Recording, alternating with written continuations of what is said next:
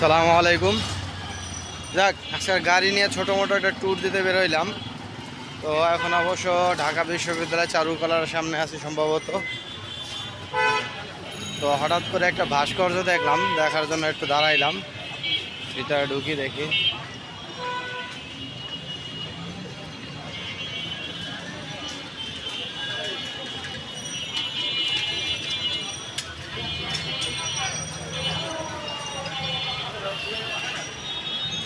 অবশ্য motor cycle থাকলে এইভাবে ছোটো মোটো ট্যুর দেওয়া যায়, ভালোই লাগে এই ট্যুরটা দিতে। এই মনে চাইলো গাড়ি আছে নিয়ে বের হইলাম।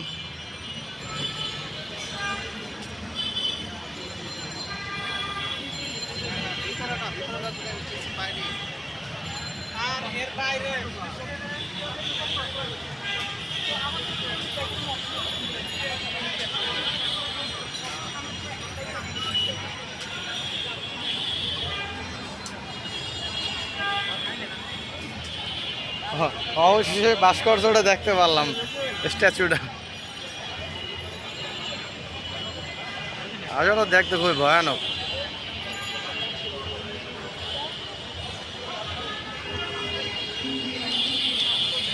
আসছি আমার ফ্রেন্ড আর আমি।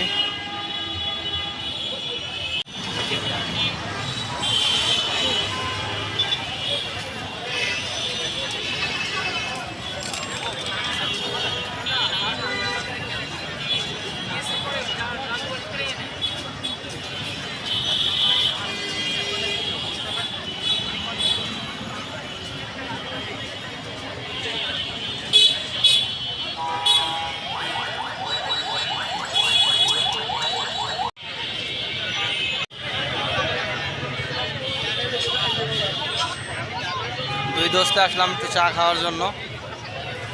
মোটর সাইকেল থাকলে যাওয়া হয় আর কি। হুটহাট প্রোগ্রাম, হুটহাট যাওয়া। মানে ঢাকা বিশ্ববিদ্যালয় মোড়ে মানে দুই দোস্তে মিলে চা খাইতেছি।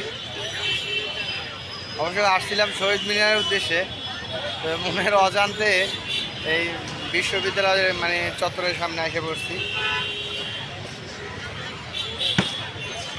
আচ্ছা, ইনশাল্লাহ।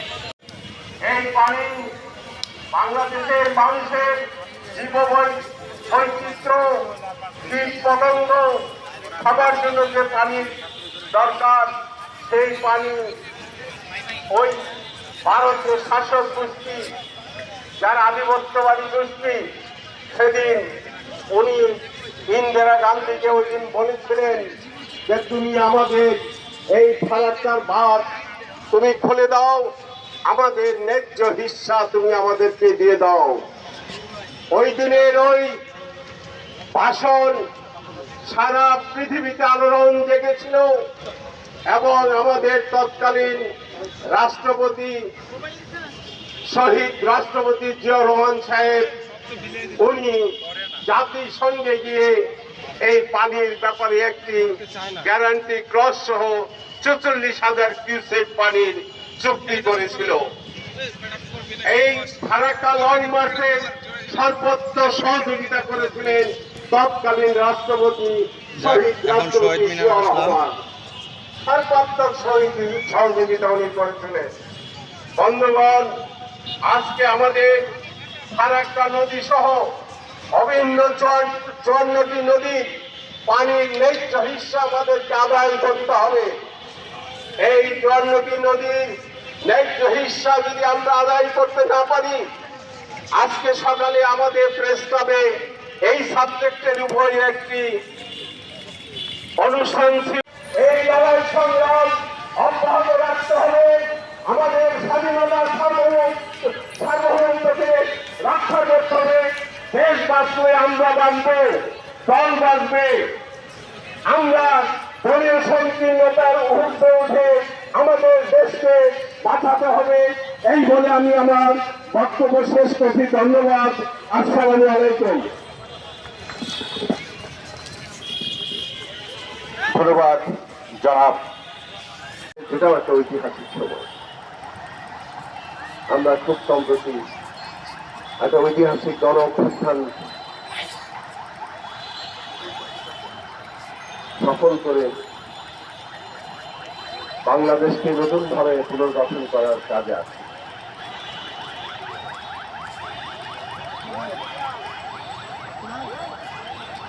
এই পুনর্গঠনের যাত্রায় বাংলাদেশকে একটা বিষয়ে সিদ্ধান্ত আসতে হবে, এই দেশের স্বাধীনতা সার্বভৌমত্ব।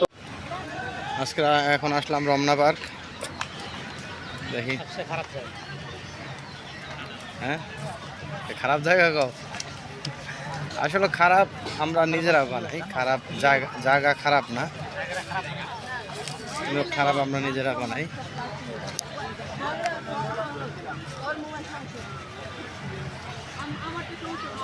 হাই রে হাই, হাঁস ডুবে গেছে, যাই হইতেছে আর কি, যায় না এখন পর্যন্ত।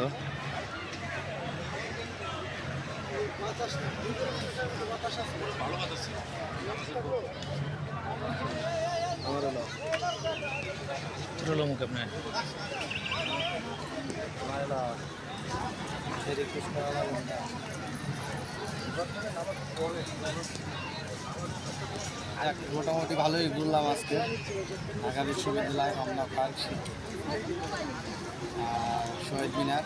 পরবর্তীতে ট্রিপ ইনশাল্লাহ অন্য এক জায়গায়, মামাঘাট। আর এটা পরিস্থিতিতে ইনস্ট্যান্ট বাই ভিডিও করে ছেড়ে দিলাম।